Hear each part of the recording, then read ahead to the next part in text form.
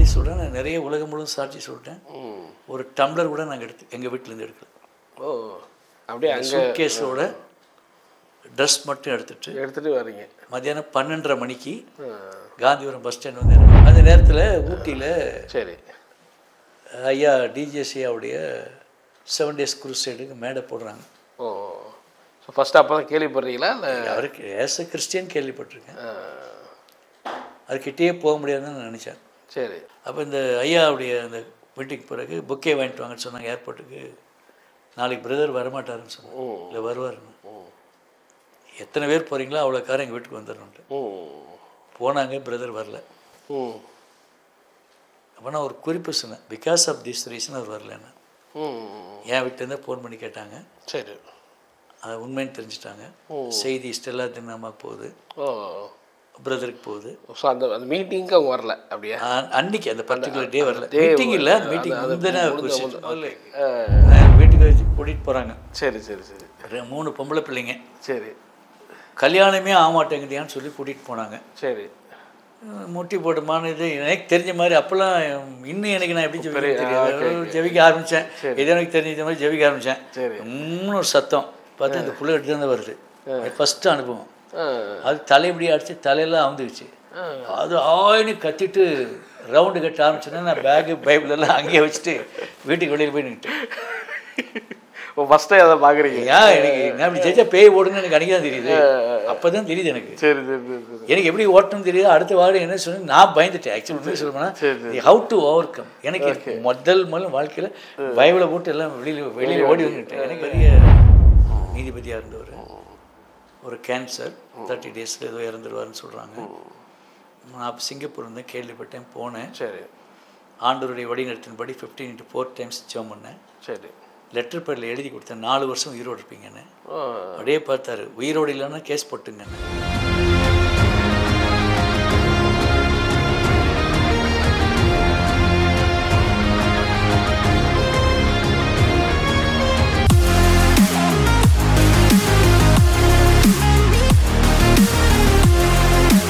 வரும்போது எப்படி கோயம்புத்தூர் வரும்போது என்ன கையில் காசு வச்சுருந்தீங்க? வீடு வாடகை பிடிச்சிங்களா? என்ன நாய்க்கன்பாளையம்னு போர்டு காட்டினார் ஆண்டவர். எனக்கு நம்ம இங்கே பிறந்து வளர்ந்தானே. ஓகே. நாய்க்கன்பாளையம் எங்கே இருக்குன்னு தெரியாது. அப்போ பெரிய ஸ்ரீராம் தேட்டரில் இறங்கி உள்ளே போனால் 3 கிலோமீட்டர். எங்கள் சித்தப்பா ஒருத்தர் அங்கே இருந்தார். ஆண்டு சார் 3 கதை வச்சு ஒரு வீடுனார். ஒரு கடை கட்டின வீடு எங்கள் ரிலேட்டிவ் ஒருத்தர் எங்களுக்கு வாடகை கொடுத்தாங்க. சரி. கொஞ்சம் அப்படி எக்கி தொட்ட முன்னாடி ஹாஸ்பிட்டல் செட் வீடு. உண்மையில் இதில் இடையில ஒய்ஃபு போகலான்னு உன்னை நம்பி எப்படி வர்றது? வாடகை எங்கே போகிறோங்கிறது உங்களுக்கு இல்லை, ஊருக்கு போகலாம், ஊருக்கு போகிறோம் தெரியும். அந்த ஊருக்கு தெரியும், தனியாக போகிறோன்னு தெரியும். அங்கே தான் ஆண்டவர் போன்ட்டார். 15 நாளைக்கு ஒரு முறை தண்ணி வரும். ஒரு நாளைக்கு 4 முறை 5 முறை தான் பஸ் வரும். ஸோ அந்த ஊரில் கோவனூர் மலை எங்கள் சித்தப்பா இருக்கிறாரு. பட் அவங்களோட நாங்கள் போய் மிங்கில் ஆக முடியாதுல்ல. ஒய்ஃப் திங்ஸ் எல்லாம் கொஞ்சம் பேக் பண்ணலான்னு பண்ணுறா. சரி. அப்போ ஒரு கேள்வி கேட்குறா, வருமானம் விட வாடகையாக கொடுக்கணும்னு நம்பி எதை நம்பி வர்றது அப்படிங்கிற.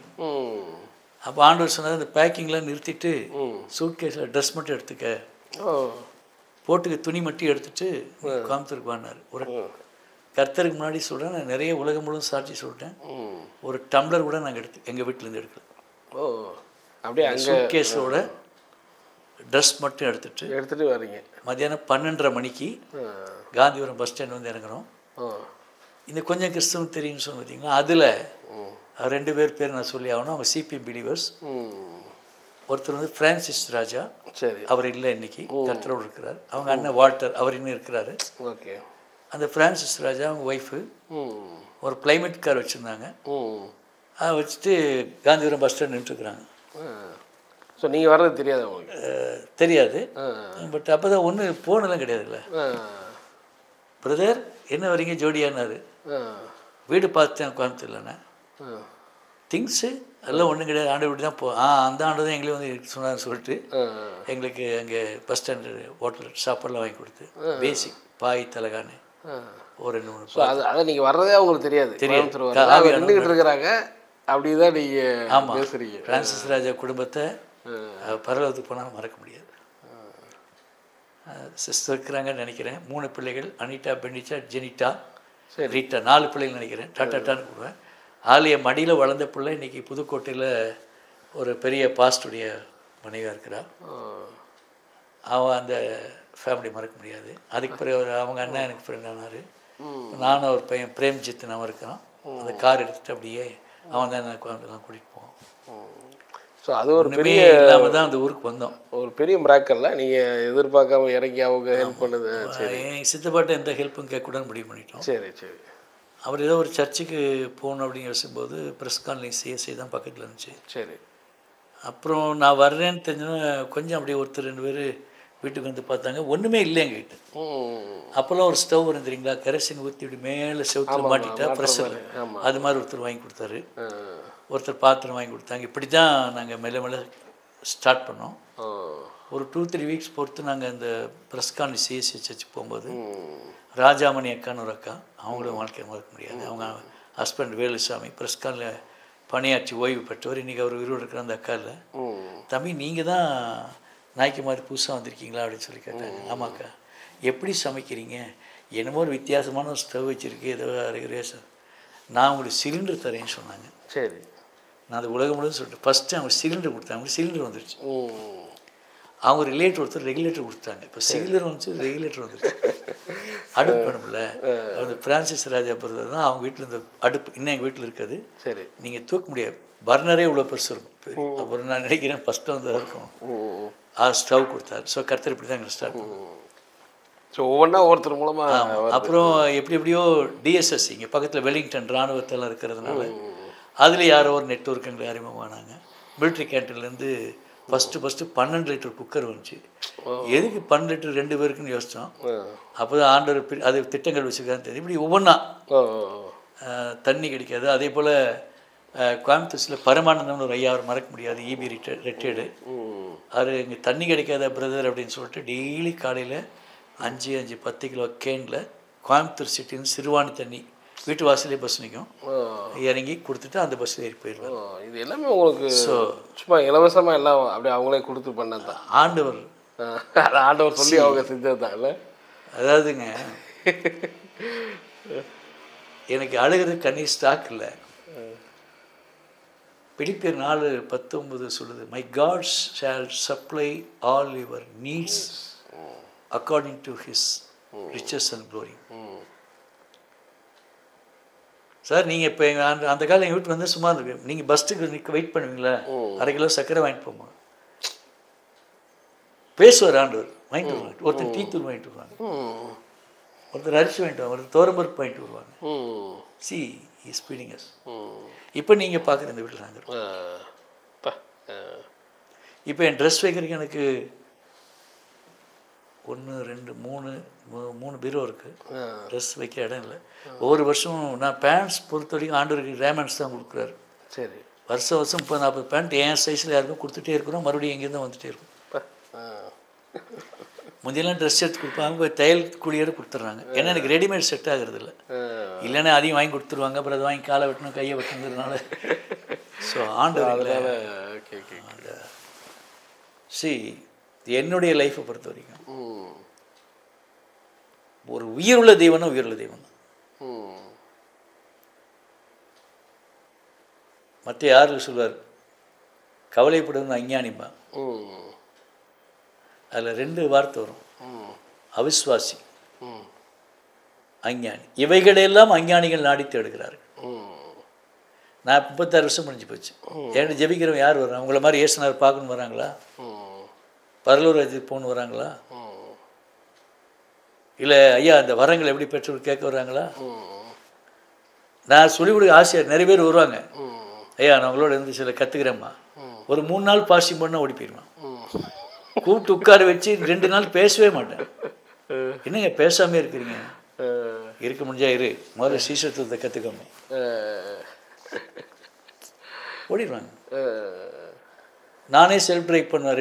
2 நாள் 3 நாள் ஓடுவேன். சரி ஐயா இப்போ தான் 12 மணிக்கு படுக்க வச்சிங்க, 4 மணிக்கு திருச்சிக்கு போகலான்னு சொல்கிறீங்கன்னா என்னால் முடியாதுங்க போயிடுன்ற. அந்த நான் அதை விசுவாசிக்கிறேன் பிறகு. ஏன்னா என்னுடைய ஊழியத்தை பொறுத்த வரைக்கும், என்னுடைய ஃபேமிலியை பொறுத்த வரைக்கும், என்னுடைய தனிப்பட்ட தேவையை பொறுத்த வரைக்கும் நான் அதை விசுவாசிக்கிறேன். எனக்கு என்ன வேணுமோ ஆண்டவர் கொடுப்பார். அனுப்பிடுவார். சரி கொடுப்பார் சின்ன அனுப்பார் சின்ன திணித்து விடுவார். கொண்டு வந்து வச்சிங்கன்னு சொல்கிறாங்க பார்த்தீங்களா அப்படி. ஸோ அந்த இங்கே வரைய 93ல் இப்படி 92 அந்த மாதிரி இந்த நான் ஊழியக்காரனே யாருக்கும் தெரியாது, யாரும் தெரியாது. ஆனால் எல்லாமே இப்படி வருது உங்களுக்கு ப்ரொவைட் ஆகுது. அந்த நேரத்தில் ஊட்டியில் சரி ஐயா டிஜேசியாவுடைய 7 days குரூசைடுக்கு மேடை போடுறாங்க.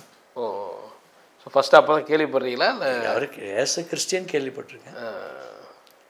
அதுக்கிட்டே போக முடியாதுன்னு நான் நினச்சேன். சரி காருண்யா ஃபஸ்ட்டு இதில் ஒருத்தர் என்னை கூட்டிகிட்டு போகிறாரு, அவர் உள்ளே விடாமல் தள்ளுறாங்க. நான் கூப்பிட்டு ஏயா அவர் ஏசு அழைக்கிறாருன்னு பாடுறாரு, இவங்க எல்லாம் வெளியில் பண்ணி தள்ளுறாங்களே. என்ன ஆவியானவர் சொன்னார், இவரோடு நீ மேடையில் இருப்பாயினார், அவரோடு தங்கியிருப்பாயினார், மேடையில் இருப்பாயினார். சரி அப்போ 93 ஒய்ஃப் கரெக்டாக சொல்லுவாங்க, 93 94 ஊட்டியில் 7 நாள் குருசு நடக்கும். அப்போ அந்த ஸ்டேஜ் போடும்போது ஏதோ ஒரு அங்கே கொஞ்சம் ப்ராப்ளம். அப்போ நான் வந்து ரைஸ் ஆகிறேன். எல்லாரும் தெரியும், ஒரு நாய் என்ன தெரியும்னா ஒரு நாய்க்கு பையன் ரட்சிக்கப்பட்டிருக்கான், கட்டுகளை உடைக்கிறான், அவனை பார்த்தாலே பேய் ஓடுது. அது ஒரு ஸ்பெஷல். நடந்துக்கிட்டே இருக்குல்ல, ஒருத்தர் ஆடி ப்ரேயருக்கு வருவாங்க போவாங்க.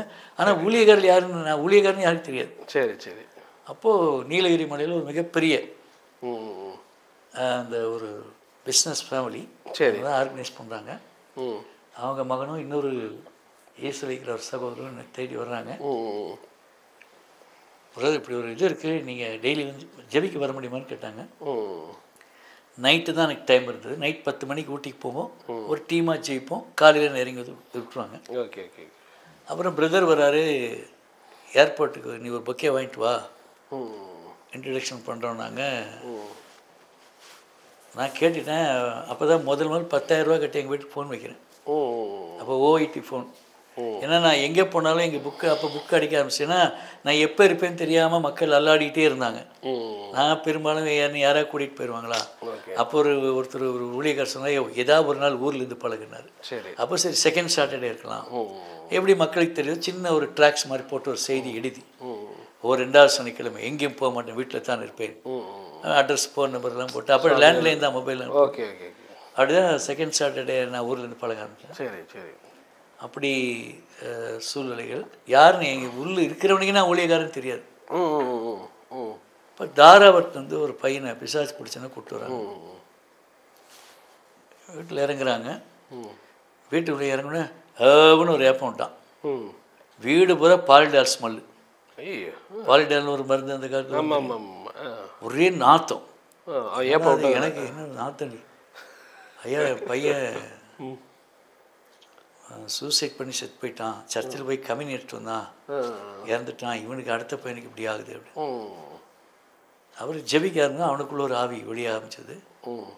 ஒரே கத்தி கலாட்டா போட்டு நான் போகிறேன்ச்சு. அப்போ தான் கொஞ்சம் சுற்று வட்ட மக்களுக்கு தெரிஞ்சுது, ஏதோ பேய் ஓட்டுறான் போட்டிருக்கு அப்படின்னு. சில பேர் வருவாங்க, கயிறு வாங்கிட்டு வந்து மந்திரிச்சு ஜெபிச்சு கொடுங்க அப்படிலாம் கேட்க ஆரம்பிச்சாங்க.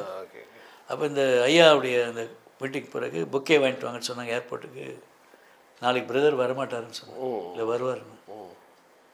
எத்தனை பேர் போகிறீங்களோ அவ்வளோ காரம் எங்கள் வீட்டுக்கு வந்துடணுன்ட்டு போனாங்க. பிரதர் வரல. அப்போ நான் ஒரு குறிப்பு சொன்னேன், பிகாஸ் ஆஃப் திஸ் ரீசன் அவர் வரலன்னு. என் வீட்டிலேருந்து ஃபோன் பண்ணி கேட்டாங்க. சரி, அதை உண்மைன்னு தெரிஞ்சுட்டாங்க. செய்தி ஸ்டெல்லா தினமாக போகுது, பிரதருக்கு போகுது. ஸோ அந்த மீட்டிங்க்கு அவங்க வரல அப்படியே அன்னைக்கு அந்த பர்டிகுலர் டே வரல. மீட்டிங் இல்லை, அந்த மீட்டிங் முந்தின. Okay okay. அப்புறம் நீங்கள் சொல்கிறீங்க எதனால வரல அப்படின்னு. அப்புறம் அந்த செய்தி போகுது, பிரதர் என்னை பார்க்கணுங்கிறாரு. பிரதர் என்னை பார்க்கணுன்னு சொல்லும்போது நான் ஒரு ப்ரோக்ராம் இருந்தேன், கேன்சல் ஃபோன் பண்ணேன்.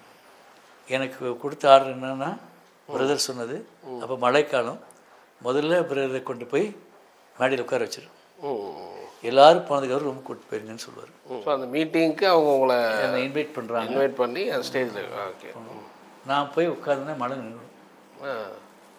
எல்லோரும் போனதுக்கப்புறம் 2 மணி விடுவாங்க, மறுபடியும் மழை வரும். இப்படி தான் நடந்துச்சு ஊட்டியில். அப்புறம் கடைசி நாளில் பிரதர் என்னை கூப்பிட்டு க்ளோசிங் ப்ரேயருக்கு யாரோ இருந்தாங்க. சரி, அவங்க பேர் அடிச்சுட்டு என் பேர் எழுதினார். சரி, நான் மட்டும் தான் பேண்ட் ஷர்ட்டோடு இருப்பேன். சரி, தம்பி ஒரு சொட்டராது போட்டுக்காம பாரு. அவருக்கு கால் கீழே வாமர் வச்சுருப்பாங்க, அதில் வர சூடு எனக்கு தாங்க முடியாது. எனக்கு சூடு மட்டும் தாங்க முடியாது. Okay okay okay. அப்புறம் என்னை அறிமுகப்படுத்தி பேசினார். ஊடியம் ஒரு ஃபயர் ஆச்சு.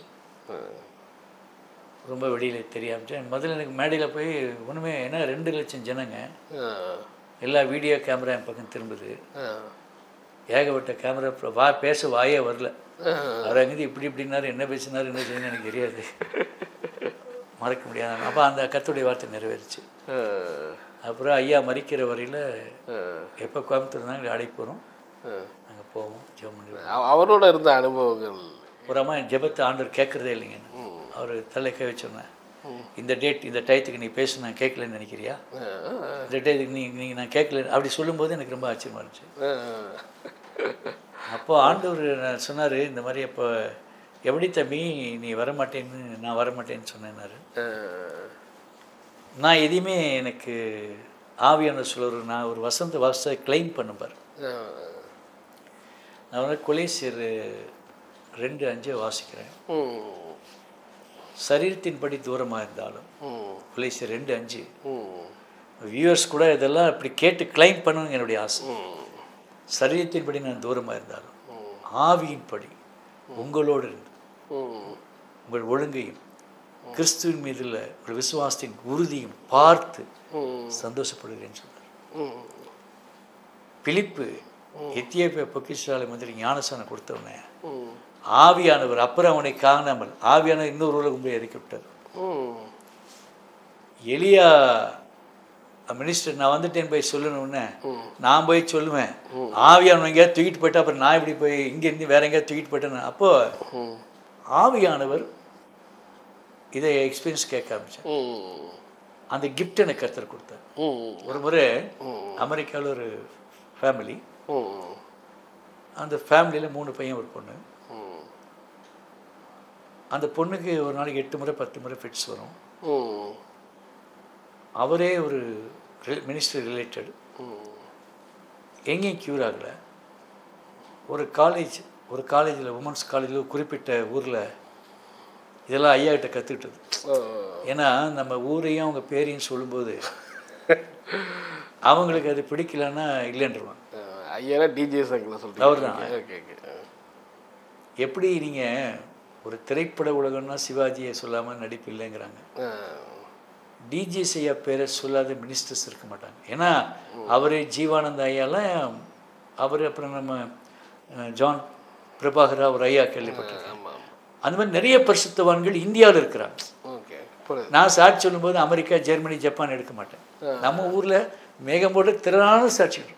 கண்டிப்பாக எப்போ தான் நம்ம ஊழியக்காரர்கள் ஆண்டவர் பயன்படுத்துகிற மக்கள் சொல்ல போகிறோன்னு தெரியல. அந்த காலத்து மிஷினரிகள் இந்தியாவுக்கு வந்தாங்க, செஞ்சாங்க. டிஎல் மூடி ஐயா ஆகட்டும், பெனிகின் ஆகட்டும், வில்லியம் கேரி ஆகட்டும், சார்லஸ் பின்னி ஆகட்டும், எல்லாம் ஓகே. நான் சொல்லுகிறோம், சொல்லித்தான் ஆகணும். நீங்கள் முதல் தமிழ் பைபிள் அடித்த இவரெல்லாம் மறக்க முடியுமா? சீகன் பாளைய மறக்க முடியுமா? நம்ம சொல்லணும். அதே வேளையில் நம்முடைய இந்தியாவிலும் இன்றைக்கும் வல்லமையான தீர்க்கதரிசி இருக்கிறாங்க, வல்லமையான சுகமளிக்கும் பிள்ளைகள் இருக்கிறாங்க, வல்லமையான ஊழியர்கள் மகா பெரிய அற்புதம் அமைதியாக செஞ்சுட்டு இருக்கிறாங்க. அவங்களையும் நம்ம சமுதாயத்துக்கு நாட்டுக்கு காட்டணும்ல. கண்டிப்பாக இந்தியாவிலும் இப்படி ஒருத்தர் இருக்கிறான், உலகத்துக்கு தெரிய வேண்டும். இந்தியாவிலும் உலகத்தை அசைக்கிற தேவப்பிள்ளை இருக்கிற நாட்டு மற்ற தெரியவனுங்கிறது என்னுடைய விண்ணப்பங்களில் ஒன்று. அந்த அமெரிக்கா அது சொல்லுங்க, அது அவர் வர்றாரு, அந்த பிரின்சிபல் அம்மா சொல்கிறாங்க. அப்போ நான் சிஸ்டர் நாளைக்கு அமெரிக்காவுக்கு போயிட்டு வந்து சொல்கிறேங்கிறேன். அமெரிக்கா போகிறேன், எப்படி போகிறேங்கிறாங்க. ஏன்னா அவங்க ஊரில் தங்கியிருக்கேன். சரி சரி. நெக்ஸ்ட் டே கூப்பிட்டேன். அவங்க பொண்ணு கையில், அதாவது இந்த கட்டவர் இருக்கு இல்லையா, இந்த இடத்துல ஒரு சின்ன மச்சம் இருக்கு, மோல். நான் சொன்னேன், அந்த பொண்ணு கையில் இப்படி ஒரு மச்சம் இருக்கான்னு சொல்லுங்களேன், கேட்டு சொல்லுங்களேன்னா அவங்க அப்போ தான் பார்க்குறாங்க. ஆமாம், இது எப்படி அவருக்கு தெரியும்? நான் நேற்று அமெரிக்கா போய் பார்த்துருந்தேன் சிஸ்டர், அவங்களுக்கு இந்தியாவுக்கு வர சொல்லுங்கள், ஜெபிக்கலாம். ஒரு மாதிரி சொல்லப்போனால் பைத்தியக்காரமாக தான் பார்த்தாங்க. சிலர் பைத்தியக்கார மாதிரி பார்ப்பாங்க, சிலர் சரியான பரிசுத்தாவின்னு பார்ப்பாங்க, சிலர் குறி சொல்கிற ஆவியான்னு பார்ப்பாங்க. பார்க்குறோம் பார்வையை அவன் போடுற கண்ணாடி பொறுத்து, அதை பற்றி நம்ம கவலைப்படுறதில்ல. ஆனால் எனக்கு அவருடைய பார்வைக்கு மறைவானது ஒன்றும் இல்லை. வந்தாங்க, ஜெபம் பண்ணேன். ரீசன் சொன்னேன், ஹீலிங் ஆனாங்க, சந்தோஷமாக போயிட்டாங்க. என்னை கூப்பிட்டாங்க. அப்போ தான் நான் ஓடிட்டு வந்து புதுசு அங்கே வாங்க, சரி, ஒரு குறிப்பிட்ட இன்ஸ்டியூட் பேர் சொல்லி நீங்கள் இங்கே படிங்க, அப்படியே வேலை செய்யுங்க, அப்படியே படிங்க, ரொம்ப பெரிய நீங்கள் அப்படியே வந்து ஆவிகளை பற்றி டீச் பண்ணுங்கள், அதை இங்கே படிங்க, ஒரு வழி திறந்துடும். அவனுக்கு ஆண்டவர் அனுமதிக்கல போகல. நைட்டு அப்படியே ஆரம்பிச்சு கோயம்புத்தூர்லேருந்து ஊழியம் பண்ணிகிட்டே இருக்கிறீங்க. அந்த அந்த ஞாபகம் இருக்கா? நீங்கள் ஆரம்ப ஸ்டேஜில் எப்படி உங்களுக்கு மீட்டிங்லாம் வந்துச்சு, இந்த மாதிரி ஊழியங்கள்லாம் எப்படி உங்களுக்கு அதெல்லாம் உங்களுக்கு ஞாபகம் இருக்கா? என் கசின் பிரதர் இருந்தார், அவர் என்னை வாழ்க்கையில் மறக்க முடியாது. அவருடைய பேர் நாராயணசாமி. இப்போ நான் ஃப்ளைட்டுக்கு போனோன்னா நாங்கள் பெரியாக்க வந்து டவுன் பஸ் போயிடலாம் தெரியாது. அவர் புல்லட்டில் தான் கூட்டிகிட்டு போவார். அவரை வந்து புல்லட்டில் தூங்கிட்டே போகலாம். அந்த ஓகே ஓகே. ஏன்னா அப்போது வாய் தூரம் ஃப்ளைட் ஏர்போர்ட்டுக்கு எப்படின்னா டவுன் பஸ் வாங்கினா நான் ட்ராப் பண்ணுறேன் பாரு, பிக்கப் ட்ராப் ஆகுது. அவர் மூலமாக நிறைய பேர் எங்கிட்ட ப்ரேயருக்கு வந்தாங்க. ஓகே. ஒரு கார் இறக்கிவிடும், ஒரு கார் கூட்டிகிட்டு போவோம். இடையில 94, 95 பிஸி ஆகிட்டேன். ஒரு ஒரு என்னை அப்படியே கூட்டிகிட்டு போவாங்க. யாருக்குமே நான் ஊரில் இருந்தாலும் நான் யாருன்னு தெரியும். அப்படிதான் அப்படியே கூப்பிட்டு போன திருப்பூர், கோயம்புத்தூர், உடுமலைப்பேட்டை வட்டாரங்கள் வர ஆரம்பித்தேன். சரி. அப்புறம் அது எக்ஸ்பெண்ட் ஆச்சு. கேரளா போக ஆரம்பித்தேன், கர்நாடகா போக ஆரம்பித்தேன், நீலகிரி எல்லா ஹில்ஸுக்கு போக ஆரம்பித்தேன். மோஸ்ட்லி எங்கள் சுற்றி இருக்கிற மலைப்பூர் எங்கள் கால்படாத இடங்களே இருக்காது. ஆண்டோடைய அன்பு மட்டும் தான் பேசணும், ஆரோக்கியம் ஃபுல்லாகவே பிஸியாகவே அப்படியே. இன்றைக்கே நீங்களே நம்ம சந்திக்க எத்தனை நாள் பிளான் பண்ண முடியும். அப்படி ஒரு பிஸிலியாக கற்றுக் கொண்டு போயிட்டாரு. விடுதலைக்காக தான் மக்கள் வர ஆரம்பித்தாங்க. இந்த செய்வனை கட்டில் பாதிக்கப்பட்டவங்க, பிசாசின் வலிமையில் பாதிக்கப்பட்டவங்க. அப்போ ஆரம்ப ஸ்டேஜில் அந்த அற்புதம் நடந்திருக்கும்ல, நிறைய அற்புதம் நடந்திருக்கும். ஐயோ, நீங்கள் அற்புதத்தை கேட்டிங்கன்னா நீங்கள் சிரிச்சிருவீங்க சார். என்ன அதான் முதல் நான் வீட்டுக்கு கூட்டிகிட்டு போகிறாங்க. சரி சரி சரி. 3 பொம்பளை பிள்ளைங்க. சரி. கல்யாணமே ஆக மாட்டேங்குதியான்னு சொல்லி கூட்டிகிட்டு போனாங்க. சரி. முட்டி போட்டுமான இது எனக்கு தெரிஞ்ச மாதிரி அப்போல்லாம் இன்னும் எனக்கு நான் எப்படி தெரியாது. ஜெபிக்க ஆரம்பித்தேன். எது எனக்கு தெரிஞ்ச மாதிரி ஜெபிக்க ஆரம்பித்தேன். இன்னும் ஒரு சத்தம் பார்த்தா இந்த புள்ள எடுத்து தான் வருது. ஃபஸ்ட்டு அனுபவம். அது தலைப்படி அடித்து தலையெல்லாம் அவுந்துக்குச்சு. அது ஆயின்னு கத்திட்டு ரவுண்டு கட்ட ஆரம்பிச்சோன்னா நான் பேகு பைபிள் எல்லாம் அங்கேயே வச்சுட்டு வீட்டுக்கு வெளியில் போய் நின்றுட்டேன்.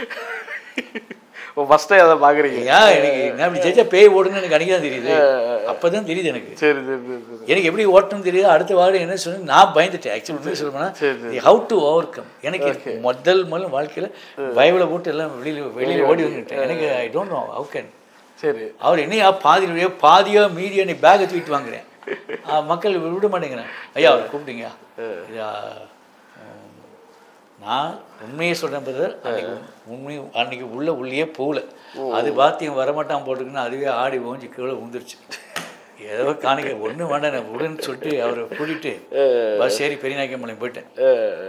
அப்புறம் அடுத்த நாள் வீட்டுக்கு வந்து கன்வின்ஸ் பண்ணி உனக்குள்ளே வல்லம் இருக்குடா வா ஜெபிச்சான்னு சொல்லி ஒரு ஆவியான ஏதோ ஒரு தைரியத்தில் தான் போனேன். சரி. போயிட்டு அப்புறம் ஜெபம் பண்ணேன். அப்புறம் எனக்கு அந்த புரிஞ்சுக்கிட்டேன் கர்த்தர் எப்படிங்கிறது அப்படி புரிஞ்சுக்கிட்டேன். ஆண்டவர் சொல்லி கொடுத்தாரு, இப்படிலாம் பாரு, அதுக்குள்ளே பாரு இந்த ஸ்பிரிட் இருக்குது, அந்த பாம்பை கமெண்ட் பண்ணி கூப்பிடு, அப்படியே ஒவ்வொரு சில பேர்களெல்லாம் ஆண்டவர் உங்களுக்கு ஆவியானவரே எனக்கு சொல்லி. ஆனால் அது கூட ஒரு பாஸ்டர் எடுத்தீங்கன்னா அவங்களாம் அந்த மாதிரிலாம் பார்த்து அவர் எனக்கு சொல்லி கொடுத்தாரு. அவர் ஓட்டுறதை பார்த்துருக்கேன், நான் ஓட்டுனேன். நீங்கள் ஓகே, உங்களுக்கு நடந்தது? எனக்கு நடந்த ஃபர்ஸ்ட் எக்ஸ்பீரியன்ஸ். என்னை நம்பி ஒரு பேய் வெளியில் வந்துச்சு. ஆண்டவருடைய கிருபையில் அதான் அது இன்னைக்கு மறக்க முடியாது. கூட இந்த பிறகு உயிரோடு பேர் சொல்லிட்டுருப்பாரு, ஐயா இப்போ நீங்கள் பிசாசுனா அவ்வளோ ஈஸியாக அப்படியா அந்த பார்த்துக்கலாம் ஏன் அப்படி. அப்புறம் ஒரு கட்டத்தில் 99 வால்பாறை போனேன். நீங்கள் பார்த்தீங்கன்னா அப்படி எல்லாம் முழங்கால் போட்டிருக்கோம். இந்த ட்ரம் வாஷிங் நீ வான்ட்டு வந்தால் எல்லாம் வரும். அது அதுக்கப்புறம் ஓகே ஓகே ஓகே. அந்த மாதிரி கீழ்ப்படியாது. அந்த மாதிரி நீங்கள் போகும்போது அப்புறம் நீங்கள் பொருளாதார ரீதியாக உங்களுக்கு எப்படி இருந்தது? அது அதுக்கப்புறம்லாம் பொருளாதாரம்னா பிரதர், நாங்கள் வந்து அப்போ நானும் ஒய்ஃப் தான். சரி. ஒரு சின்ன வாடகை வீடு. நான் போட்ட ஒரே கண்டிஷன் என்னன்னு கேட்டிங்கன்னா, I want a comfortable travel. ஆண்டவர்கிட்ட சொன்னது இல்லை, ஆண்டவர்கிட்டையும் சொன்னேன், மக்கள்கிட்டையும் சொன்னேன். சரி ஓகே. ஏன்னா நம்ம வளர்ந்த விதி இப்போ இடிச்சு நர்சிங்கெல்லாம் போகிறதுக்கான வாய்ப்பில் எனக்கு கடவுள் காட் கிரேஸ் கொடுக்கல. சரி. இவன் ஒரு லாங் டிஸ்டன்ஸ் கூட்டிகிட்டு போனாங்க, ஒன்று கார் கொண்டு வருவாங்க, கூட்டிகிட்டு போட்டுருவாங்க. இல்லைன்னா அட்லீஸ்ட் பக்கமாக இருந்தால் அவன் கூட 2 வீலரில் போயிட்டு வந்துடுவேன். அப்புறம் ஃபஸ்ட்டு 2 வீலர் ஆச்சு, ஆட்டோவில் கூட்டிட்டு போனாங்க. அப்புறம் நானும் வைப்போங்க காரில் கூட்டிகிட்டு போக ஆரம்பித்தாங்க. அதுதான் எனக்கு வந்து வால்பாறை இப்போ மட்டும் மலையில் இடித்து பிடிச்சி அப்படியெல்லாம் ஒரு மாதிரி கஷ்டப்பட்டு போனோம். சரி. அது ஒரு காரியத்தை கற்றுனேன், இப்படியெல்லாம் இருக்காங்க பார்த்துக்கணும்னு அனுமதிச்சார். ஓகே. அதுக்கு பிறகு ஆண்டவர் எனக்கு கார் கொடுத்தார். அவர் அங்கேருந்து கூப்பிட்றவங்களே நாங்கள் படுற அவசியம் பார்த்து, அப்போ அந்த காலம் ஒரு 1000 ரூபா 700 கொடுத்தா வால்பாறைக்கு போயிடலாம். ஓகே. அவங்களே சொந்தக்காரங்களுக்கு சொல்லி ஏதோ கார் அரேஞ்ச் பண்ணி, அப்புறம் இந்த எங்கள் பெரியநாயக்க மலையிலே 2-3 டாக்ஸி பழகிடுச்சு. அப்புறம் வால்பாறைன்னா அந்த அந்த வண்டி எடுத்து வந்துடுங்க அப்படிம்பாங்க. போனால் பே பண்ணுவேன், எனக்கு ஒரு காணிக்க. நான் இது வரைக்கும் காசுக்குன்னு ஊழியம் பண்ணல. ஆனால் இப்போ ஜென்ரலாக நான் என்னை கூப்பிடாதீங்க, என்னை கூப்பிட்டு அந்த காஸ்ட்லி அப்படி, ஏன்னா அவங்க என்ன கார் வச்சு கூப்பிட்டு போகிறாங்க ஃப்ரீயாகவே. எல்லா செகண்ட்ஸ் கார் வந்துச்சு. அதுக்கப்புறம் ஃபஸ்ட்டு காரு ஊட்டியில் ஒரு ஃபேமிலி கொடுத்தாங்க, ஃபியட் சஃபாரி. எப்படி அந்த எப்படி இருக்கு? அந்த அவங்க வீட்டில் ஒரு 3 அவங்க சொன்னாங்க, ஐயா இவ்வளோ வல்லமையப்படுத்துறீங்க ஐயா பஸ்ஸில், உங்களுக்கு தெரியுது அவருக்கு தெரியலையான்னு. எங்கள் வீட்டில் 2 கார் இருக்குன்னு எடுத்துங்கன்னு கொடுத்தாங்க. ஓகே. அது ஃபஸ்ட்டு உங்களுக்கு அப்படி நிறைய கார் வந்துச்சுங்க. Okay okay. அதில் மக்கள் திலகம் எம்ஜிஆர் அவர்கள் யூஸ் பண்ண ஒரு கார் எனக்கு வந்துச்சு. தாகூர் பாலை பேசின ஒரு ஐயா இருந்தார். ஓகே. அவர் மூலமாக அந்த கார் அம்பாசிடர் சலூன் மாடல் வந்துச்சு. சரி. தலைவர் கையெழுத்து இருக்கும். அவர் 10 வருஷம் வச்சுருந்தேன், அதை மெயின்டைன் பண்ண முடியல. அப்புறம் அது அப்படியே ஒரு பாஸ்ட் கேட்டான்னு கொடுத்தேன், அவரும் முடியாமல் கண்டம் பண்ணிட்டார். சரி. இன்றைக்கி இருக்கிற வசதி இருந்தால் அதை நல்லா ரதம் மாதிரி பண்ணி வச்சு அது இருந்தது. அப்புறம் தான் அதுக்கப்புறம் ஒரு ஐயாவுக்கு வியாதி சுகமாகி ஒரு குறிப்பிட்ட வெளிநாட்டில் 30 நாளில் செத்து போயிடுவான்னு சொன்னாங்க. 60 நாள் பாஸ் பண்ணி ஜெயிச்சேன், 15 4 டைம்ஸ். அவர் தான் இந்த இடம் வாங்கி கொடுத்து வீடு கட்டி கொடுத்து. அந்த கோயம்புத்தூரில் இப்போ ஃபஸ்ட்டு கார், இது வீடு புது கார் அவர் தான் வாங்கி. நீங்கள் இருக்கிற வேகனார் ஃபர்ஸ்ட் அவர் பென்ஸ் வாங்க சொன்னார், கார் வாங்கி கொடுத்தாரு. பென்ஸ் வாங்க சொன்னார். இருக்கிறதுக்கே வீடுல எங்கேயா பென்ஸ் வாங்குறதுன்னு. அவன் ஏன் இவ்வளோ நாடுகள் போகிற காசு இல்லை, அங்கே போனால் இங்கே காணிக்க வராது, இங்கே போனேன். இதுதான் இன்றைக்கு உண்மை. நீங்கள் இந்த வீடு லெவலெல்லாம் பார்த்து பெருசாக நினச்சிடாதீங்க. அதனால் நான் சொன்னேன், அந்தந்த நேரத்துக்கு அப்படியே அருளப்படும். எங்களால் முடிஞ்சது நாங்கள் செய்யறோம். பட் இந்த ஊழியம் அப்படியே ஸ்டார்ட் ஆச்சு. சின்ன மேகசின் போட ஆரம்பித்தோம். ஒரு 10 பேர் 20 பேரும்போது காஸ்பல் வீட்டில் ப்ரேயர் பண்ண ஆரம்பித்தோம். அது 50-100 ஆகும்போது என்ன பண்ணுறது, எங்கள் சொந்தக்கார்ட்ட ஒருத்தர் கேட்டேன், ஆனால் ஒரு 10 சென்ட் இடம் கொடுங்கண்ணான்னு கேட்டேன். மணி நாய்க்கர்னு பேர். அந்த ஐயா அங்கே நாய்க்கின் பாட்டில் நாங்கள் இருந்த வீட்டு பக்கத்தில் ஒரு 10 சென்ட் இடம் கொடுத்தாரு. அப்பப்போ காசு வாங்கிக்குவார். ஒரு டோர் போயிடும். அப்படி தான் ஒரு இடம் கொடுத்தாரு. ஒரு பாசிட்டிவ் ப்ரேயர் போடலான்னு முடிவு பண்ணி லெட்டர் போட்டோம். இருந்த அட்ரஸ் லெட்டர் போட ஆரம்பித்தோம். நான் சார் ஏற்கனவே 4 பஸ் 5 பஸ் தான் வரும். அது 11 மணிக்கு பஸ் வந்து ஆரம்பிப்போம். எப்படி யாருன்னா என்கிட்ட உண்மை கிடையாது, இடம் தான் இருக்குது. அப்புறம் மக்கள் வெயில் உட்காரக்கூடாதுன்னு சொல்லி மேலே இந்த சாமியானா கட்டுவாங்க இல்லையா, அந்த மேலே கட்டுறதுக்கு மட்டும்தான் என்கிட்ட காசு, அந்த அதுதான் காசு இருந்துச்சு. இப்போ எல்லா பக்கம் ஓப்பன். அப்படி ஆரம்பித்தோம். ஓகே. ஒரு 2 மாதம் மீட்டிங் நடத்தின பிற்பாடு சைடு மட்டும் கட்டணும். அப்போ கொஞ்சம் காணிக்க மக்கள் கொடுக்க ஆரம்பித்தாங்க. அது சைடு மட்டும் கட்டணும். ஒரு 2-3 மாதம் பொறுத்து இன்னொரு சைடு கட்டணும். அப்புறம் இன்னொரு சைடு கட்டணும். அப்புறம் மக்கள் வர வர சில ஆலோசனை சொன்னாங்க, லைட் ட்ரிப் ஷீட்னு ஒன்று இருக்கியா அது போடலான்னு சொல்லி அது போட்டு உட்காந்து வெயில் காலில் வேர்த்து கொட்டும். ஒருத்தர் சிற்பம் வாங்கி கொடுத்தாரு. 50-100 பேர் ஆனவனே எங்கள் ஊரில் ஒருத்தர் கூப்பிட்டு, எப்பா நீ ஏதோ தக்காளி சாம்பார் பக்கம் கொடு, ஒரு குறைந்த விலை கொண்டு அப்படி பண்ண ஆரம்பித்தோம். 8 வருஷம் அந்த கூட்டம் நடத்தினேன். பாம் பிளாஸ்ட் அப்புறம் தான், கோயம்புத்தூர் பாம் பிளாஸ்ட்டுக்கு அப்புறம் தான் கொஞ்சம் அதை நடத்த வேண்டாம்னு கத்தரி அதை ஸ்டாப் பண்ணோம். நீங்கள் திருநெல்வேலியிலேருந்து வருவாங்க, 4 மாவட்டத்துலேருந்து வருவாங்க, எல்லாம் லாங்லேருந்து தான் வருவாங்க, மதுரையிலேருந்து. எப்படி ஒருத்தர் சொல்லி ஒருத்தர் அப்படி வந்து வர்ற மக்கள் அனைவரும் விடுதலை பெற்று தான் போவாங்க. அப்புறம் மைக்கே கிடையாது, கத்தி கத்தி தான் பேசுவேன். அப்போ நாங்கள் சர்ச்சில் பழைய மைக் செட் விற்கிறதா கேள்விப்பட்டு அது ஒருத்தர் வாங்கி கொடுத்தாரு. அதை வாங்கி அப்பப்போ ரிப்பேர் பண்ணி பேரறிஞர் அண்ணா மைக் மாதிரி ஒன்று இருக்கும், அதை வச்சு தான் பேசிட்டு இருப்பேன். ஸ்டாண்ட் இருக்காது. பட் எல்லாமே உங்களுக்கு ஒரு மிராக்கிள் தான். உங்களுக்கு 37 வருஷம் அற்புதங்கள் தான் உங்கள் லைஃப்பில். அற்புதங்கள் அப்படி சொல்லாமல், நான் அற்புதங்கள்னு சொல்கிறத விட ஒருவனை அழைக்கிறவர் உண்மை. நீங்கள் நம்ம கிறிஸ்துவ டயலாக் கொடுவோம், அழைத்தவர் உண்மை உள்ளவர். அழைத்தவர் எதற்காக அழைத்தாரோ அதனுடைய தேவைகளை அவரே சந்திக்க வல்லவராக இருக்கிறார். ஓகே. அந்தந்த காலகட்டத்தில் நம்ம கொடுத்துறாரு. இப்போ இது வரைக்கும் எனக்கு இப்படி இன்டர்வியூ எடுத்தவங்களாம் பெரிய ஒயர் போட்டு இது மாட்டுவாங்க. இப்போ நீங்கள் ஏதோ ஒரு கிளிப் மாதிரி மாட்டிட்டீங்க, ஒயரும் இல்லை ஒன்றும் இல்லை, என்ன ரெக்கார்ட் ஆகுதுங்க. ஓகே ஓகே புரியுது. இப்படி இப்போ இது எங்கே விற்கி 2 வாங்கி கொடுங்கன்னா நான் காசு கொடுத்து வாங்கி கொடுத்துருவீங்களா? கண்டிப்பாக. இப்படிதான். அப்போ தேவைங்க போது அதுக்குரிய ஆட்களை காட்டி அப்படி மெல்ல மெல்ல வந்து அதை நான் அப்படியே படிப்படியாக வந்தோம். இந்த இந்த வீட்டுடைய மிராக்கிள் சொல்லுங்க. இந்த இது ஒரு குறிப்பிட்ட பட்டணத்தில். சரி. ஆனால் ஏன் எந்த பட்டணம்னு சொல்லக்கூடாது. ஒரு வெளிநாடுன்னு வச்சுக்கோங்க. ஒரு வெளிநாடு. சரி சரி. ஒரு வெளிநாடுன்னு வச்சுக்கோங்க. Okay okay. ஏன்னா அது ஊர் பேர் சொல்கிறத பற்றி பிரச்சனை இல்லை. சரி சரி சரி.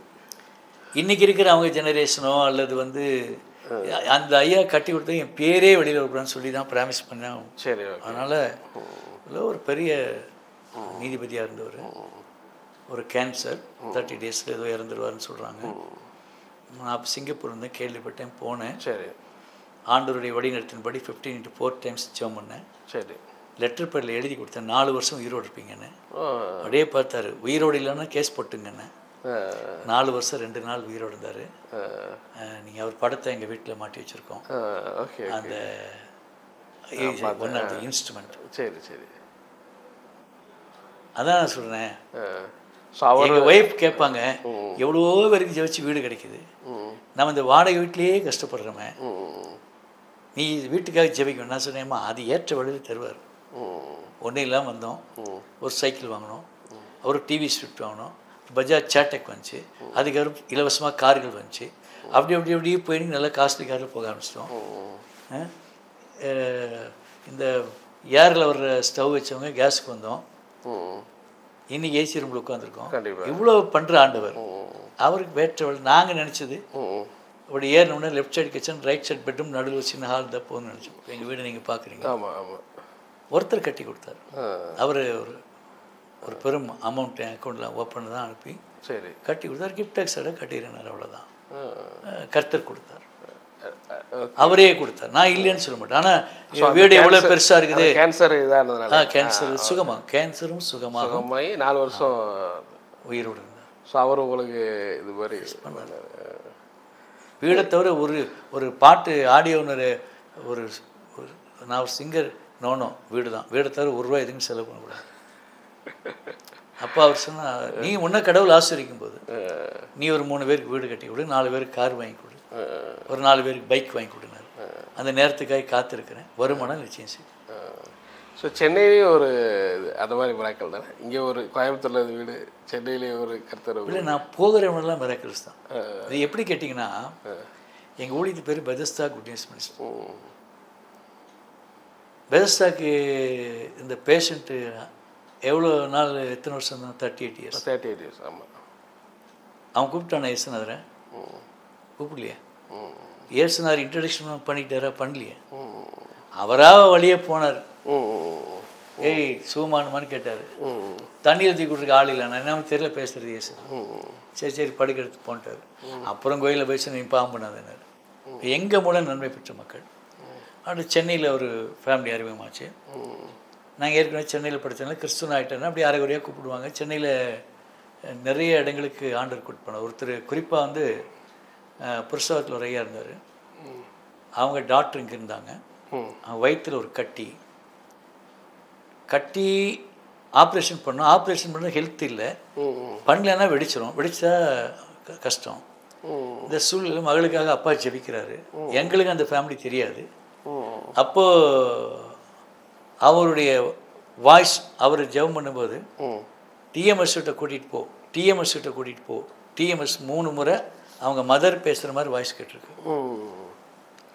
அப்போது அவர் அவங்களுக்கு ஃபோன் பண்ணி யாருன்னு விசாரித்து எப்படியோ அவங்களை தேடி கண்டுபிடிச்சி வந்தாங்க. அது கொஞ்ச நேரம் கூட ஒரு ப்ரெஸ்கார் வந்து திட்டிகிட்டு போகிறாரு. இன்னும் ஏன் ப்ரெஸ்ஸுக்கு காசு கொடுக்காம இருக்கீங்க, நாளைக்கு கொடுத்துறேன் சார் அப்படிங்கிறேன். அப்போ அவங்க பண்ண இவங்க வர்றாங்க. ஓகே, நாளைக்கு உங்களுக்கு ப்ரெஸ்ஸுக்கு காசு கொடுத்தேன் ஆண்டவர். உடனே இவங்க வர்றாங்க. ஹாஸ்பிட்டல் ஸ்கேன் ரிப்போர்ட்லாம் கேட்குறாங்க. இப்படி இருக்குது, எங்கள் அப்பாவுக்கு காதில் சத்தம் கடிச்சான், ஜோம் பண்ணுங்கன்னு மகளும் மருமகனும் இன்னொருத்தர் வந்து நிற்கிறாங்க. இது எனக்கு அந்த ஸ்கேன் ரிப்போர்ட்லாம் தான் ஃபஸ்ட்டு பார்க்குறேன். கட்டிங்கிறாங்களேன்னு ஜோம் பண்ணி எனக்கு வார்த்தை உண்டாகும் சில நேரத்தில். போமா இப்போ போயிட்டு ஸ்கேன் பண்ணி பாருமான்னு சொல்லி அனுப்பிச்சிட்டேன். ஆப்ரேஷனுக்கு எவ்வளோ செலவு வந்துக்கால்? 7000 ரூபா. கர்த்தர் மாற்றிட்டாரு, அந்த ஆப்ரேஷன் செலவு ஊழியத்து கொடுத்துட்டு போன்ட்டேன். அங்கே போயிருக்கிறாங்க. நேராக நீங்கள் சிரிக்கிறீங்க சார், உங்களுக்கு ஒரு கேள்வி கேட்கலாமா அப்படின்னு தோணும். சரி சரி சரி. அதாவது நீங்கள் சிரிப்புலேயே நான் சின்ன பாஸ்ட் என்ன அப்படி காசை பிட்டப்படுறாருன்னு இல்லை. Okay okay. ஆஸ்பத்திரிக்கு போய் 10 லட்சம் கொடுக்குறீங்க, ஆமாம் ஆமாம் கண்டிப்பாக 5 லட்சம் கொடுக்குறீங்களா? அவன் கடைசியில் என்ன சொல்கிறான் தெரியுமா? We try our level best, இனி உங்கள் கடவுள் தான் காப்பாடும், தூக்கிட்டு போன்னு சொல்கிறாங்களே. அப்போ சந்தோஷமாக தூக்கிட்டு வந்து பந்தாவா 45 lakhs செலவு பண்ணுங்க, 88 lakhs செலவு பண்ணுங்க அது சொல்லிக்கிறீங்களா? அதில் ஒரு பகுதி ஊழியர்களுக்கு கொடுத்தா எத்தனையோ ஊழியங்கள் நடக்குமா, எத்தனையோ சபைகள் கட்டலாமே. கண்டிப்பாக கண்டிப்பாக. எத்தனையோ சுவிசேஷன் சொல்லாமல். இவங்க போய் அன்றைக்கே ஸ்கேன் பண்ணிக்கிறாங்க, டாக்டர் தலை பிரிச்சுட்டார். என்ன அது கட்டியே காணோம். அடுத்த நாள் வந்து அந்த காசு கொடுத்தாங்க, அதில் பாதி தான் பெருசு கூட நான் கொடுத்தேன். அவர் சொன்னார், சுவிசேஷகன் சுவிசேஷத்தினால் படைப்பான். உனக்கு இந்த பாண்டேஜ் டெலிவரன்ஸ் பண்ண மூலமாக உனக்கு நான் கொடுக்கறதுல நீ ஊழியம் செய், பத்திரிக்கை ஊழியம், தொலைக்காட்சி ஊழியம் செய். அப்போ அந்த மாதிரி மக்கள் தான் என்கிட்ட அனுப்புகிறார். அப்படி தான் அந்த வீடு வந்துச்சு. ஆனால் அது அவராக வீடு வேணுமான்னு கேட்டு கட்டி கொடுத்தேன். நான் அவரே டேர்ம்ஸ் அண்ட் கண்டிஷனே பேசலை சார். பட் இந்த 37 வருஷங்கள் உங்களுக்கு நிறைய இந்த ஊழிய அனுபவங்கள் இருக்கும். இதில் நீங்கள் நிறைய இதுவும் பார்த்துருப்பீங்களே, நிறைய உங்களுடைய கிரிட்டிக்கலான அப்படியே சுச்சுவேஷன் நடந்திருக்கா உங்களுக்கு சார்? எப்படி கேட்டிங்கன்னா, நாங்கள் சத்தியமங்கலத்தில் சரி பாஸ்ட் மணி பாஸ்ட்னு இருக்கிறார், இன்றைக்கி இருக்கிறாரு. Okay okay. அவர் தான் எனக்கு பேச சொல்லி கொடுத்தாரு. அதாவது என்னை வழிநடத்த மும்மூர்த்திகள். சரி. ஏன்னா இதை ஒருவேளை உங்கள் வியூஸ் அவங்க பிள்ளைகள் பார்க்கலாம், பேரப்பிள்ளைகள் பார்க்கலாம். சரி புரியுது. அதில் இன்றைக்கி 2 பேர் உயிரோடு இருக்கு. முதலாவது வந்து பிரதர் ஆல்பர்ட் ஜெகநாதன் ஐயா, ஈரோடில் எஸ்எஸ்பியாக இருந்தார், senior superintendent of post office. அவரை குறித்து கேள்விப்பட்டீங்க, இஸ் அ மூவபிள் பைபிள். அவர்கிட்ட பத்மாவதிலியார், சாம் ஜபர், சங்கர் இவங்கெல்லாம் வந்து அவர் வீட்டுக்கு அடிக்கடி வருவாங்க, ஐயாட்ட கற்றுட்டு போவாங்க. நான் கேள்விப்பட்டிருக்கேன். சரி சரி. அவர் 2வது பேட்டா கனகராஜ், இன்னைக்கு உயிரோடு இருக்கிறாரு. அவர் 3வது பாஸ்ட் மணி, சத்தியமங்கலம் பாஸ்ட் மணி. இன்னைக்கு ஊழியத்தின் அடிக்கடி பார்த்துக்க முடியலனாலும் அவர்கிட்ட அவர் என்னை சப்போர்ட் பண்ண ஒரு இந்த 3 பேர் தான் என்னை வழி நடத்தணும். இதில் பாஸ்ட் மணியை சர்ச்சுக்கு அடிக்கடி போவேன். ஐயா நல்லா பேசியிருக்கு நான், அவர் சொல்லுவார். திரும்ப திரும்ப ஒரு நாள் கேட்டேன்னா, என்ன யானி பிரசங்கம் பண்ணுற, காலேஜ் இருக்கு பிரசங்கார் பாடம் நடத்துகிற மாதிரி நடத்துகிற. அன்றைக்கி நான் பெதஸ்தா கொடுத்து பேசினேன். சரி சரி சரி. உண்மையாக எனக்கு பேசுறது தேவமணியில் அவர் வருவார். சரி சரி சரி. இனி என்ன பெரு அப்பொழுது இயேசு பெதஸ்தா கொடுத்து பிரவேசித்து 38 ஆண்டுகளாக இருந்த படுக்கிற நாடு இப்படியா பேசுறது, எப்படியா பேசுனேன். அப்பொழுது இயேசு பெதஸ்தா கொடுத்து பிரவேசித்து 38 ஆண்டுகள் 38 இயர்ஸ் படுத்துக்கிட்டு பார்த்து உன் படிக்கிறதுக்கு இந்த நட்ட என்று சொன்ன ஆண்டு அப்படி குலுங்கிட்டேன். அப்படி பேசியா அப்படின்னு. ஓ ரைட், பேச சொல்லுது. ஒருவேளை அவருக்கு இந்த செய்தி போனால் ஐயா ஒரு சோத்திரம். Okay okay okay okay. அவர் ஒரு 10 வருஷம் அவங்க சர்ச்சில் நியூ இயர் மெசேஜ் நான் தான் கொடுப்பேன். சரி. அதுக்குள்ளே அவர் இன்னொரு பிரான்ச்சுக்கு போய்ட்டு கம்யூனிஸ்ட் சர்வீஸ் முடிச்சுட்டு வந்துடுவோம். ஓகே. அப்போல்லாம் கார் கிடையாது, நாங்கள் ஒரு டாக்ஸியில் போகிறோம். டாக்ஸி பேர் TNB 1222. டிரைவர் பேர் பாலக்குட்டி. பெருநாய்க்கு மட்டும்தான் அங்கே இருந்தார். அப்படி போகும்போது ஒரு முறை டீசல் போட மறந்துட்டார். அவர் பிஸியில். சத்தியமங்கலம் 25 கிலோமீட்டர்னு காட்டுது. சிறுமுகை ஃபாரஸ்ட் வழியாக போகிறோம். அப்போ வீரப்பன் வேறு உயிரோடு இருக்கிறாரு. சரி. ஆனால் சாரிண்ணா டீசல் போட மறந்துட்டேங்கிறாரு. நான் போய் மைக் பிடிச்சாகணும், அவர் போகிறதுக்கு நான் போய் பிடிக்கணும். சரி சரி. என்ன அப்படிங்கும்போது ஊழியக்காரங்க என்ன சார், அவன் என்ன பண்ணான்னா, அந்த பழைய அம்பாசிடரில் பானத்தை தான் அதில் இதில் பம்ப் மாதிரி ஒன்று இருக்கும். அப்படியே சிக்கு சிக்குன்னு அடித்தா கொஞ்சம் தூரம் போகும் டீசல் பம்ப். அதை அடித்து ஒரு கொஞ்சம் 3 கிலோ, அதுக்கப்புறம் இது போகாதுண்ணா அப்படின்ட்டான். நீங்கள் என்ன டிரைவர் ஏன் டீசல் பண்ணு காட்டுக்கு சண்டை போட முடியுமா? நான் இருக்கேன், ஒய்ஃப் இருக்கேன், அவங்க அண்ணன் பொண்ணு இருக்கா, வாலிய பிள்ளை, நீங்கள் அவள் கல்யாணம் ஆகி கேரளாவில் இருக்கிறா. அப்போது ஜெவமன் நான் ஊழியக்காரங்க ஜெவமன், ஆண்டவரே இப்படி நடுவில் விட்டுட்டீரே, டீசல்லாம் மாட்டிட்டுமே எப்படியா ஆவியான்ட்டு ஒரு கேள்வி கேட்டார். மகனே டீசல் இல்லாமல் கார் ஓடாதான்னு கேட்டார். தயவுசெய்துக்கு நீங்கள் பதில் சொல்லுங்கள். நிறைய ஊழியக்காரங்க பார்க்குறீங்க, இன்டர்வியூ எடுத்துருக்கிறீங்க, டீசல் இல்லாமல் கார் ஓடாதான்னு மேலேருந்து ஆவியானவர் கேட்குறாரு. ஐயா நீங்கள் பதில் சொல்லுங்கள், என்ன சொல்வீங்க? Okay okay. சூப்பர் நேச்சுரலாக அவர் நம்ம ஏன் அறிவு, நான் சொன்னேன் ஏற்கனவே இவர்கிட்ட பேசி பழகி சில அடியெல்லாம் வாங்கியிருக்கேன். சரி சரி. இது ஞானமாக பேசுவோன்னு. ஆண்டவரே ஏன் அறிவுக்கு ஓடாது, ஆனால் நீங்கள் நினச்சா ஓடும். ஓகே. இப்போ வண்டியை ஸ்டார்ட் பண்ணால் அவன் என்ன பைத்தியக்காரமா, ஆனால் அந்த பம்ப் அடிச்சு இருக்குது எடுத்தாச்சு, இனி வண்டியில் டீசல் கிடையாது, எப்படின்னா ஓடுங்க ஸ்டார்ட் பண்ணுறா பாலக்குட்டி, கடை செல்ஃப் மோட்டர் போயிடுறேன் போனால் நான் மாற்றி தரேங்க. கடகடன்னு வண்டி ஸ்டார்ட் ஆகிடுச்சியா ஒரு அலையிலேயே சொல்லுங்கள். ஆமாம். 25 kilometers without single drop diesel எங்கள் கார் ஓடிச்சு. சத்தியமங்கலம் இங்கே சிறுமங்கலம் திரும்ப 4 பக்கம் பெட்ரோல் பங்க். ஒரு பங்கில் போய் சீக்கிரம் டீசல் எடுறான்னா அவன் நியூ இயர் வரப்போதா ஏன் மூஞ்சியை பார்க்குறான், டிரைவர் மூஞ்சி பார்க்குறான், ஒய்ஃபை மூஞ்சி பார்க்குறான், எங்கள் ஒய்ஃபுடைய அண்ணன் பொண்ணு மூஞ்சியை பார்க்குறான். இந்த பிள்ளைய கையால் காசு கொடுங்க நித்தியம் கொடுத்து முதல்ல அடி. இது என் பத்திரிக்கையில் எழுதுறேன் இப்போ நம்பர் சொன்ன மாதிரி. அப்போ டிரைவருக்கு எப்படி இருந்துச்சு அந்த அவனுக்கு புரிய அவன் அதுக்கப்புறம் கொஞ்சம் மாறிட்டார். அவர் மீட்டிங்கில் வந்து எனக்கு ஸ்ட்ரிங்ஸ் எல்லாம் அடிக்க ஆரம்பிச்சார். அவர் எனக்கு இது வரைக்கும் வண்டி ஓட்டினவங்க எல்லாமே அவங்க அனுபவ நிறைய பார்த்ததுனால ரொம்ப மதிப்பாங்க. 2000 ரூபா வாடகை கேட்குறவங்க 1000 தான் கேட்பாங்க. பத்திரிக்கையில் எழுதுகிறேன், பிற்பாடு மீடியாவில் வந்தப்போ சொல்கிறேன். அப்போ நிறைய பேர் கேட்டாங்க இது என்ன இது அப்படின்னு. ஒரு சிலர்கிட்ட நீங்கள் என்ன ஒர்க் பண்ணுறீங்க அப்படின்னு கேட்டேன். நான் பாஸ்டாக இருக்கேன் இல்லை நான் ரெவரண்ட்டாக இருக்கிறேன்னா அந்த ட்ரெஸ் எல்லாம் கழட்டி ஆண்டியில் மாட்டிட்டு வேறு வேலைக்கு போயிருங்க. ஐயா இயேசு கிறிஸ்து இன்றைக்கும் உயிரோடு இருக்கிறார், இன்றைக்கும் ஜீவிக்கிறார். அப்புறம் என்னத்துக்கு நம்ம பிரசங்கம் பண்ணுறோம்? மனுஷரால் கூட தேவனால் கூடும். இது மலையாளத்தில் அழகாக இருக்கும். அசாத்தியங்களை சாத்தியமாய் மாற்றின தேவன் நம்முடைய கர்த்தாவும்பாங்க.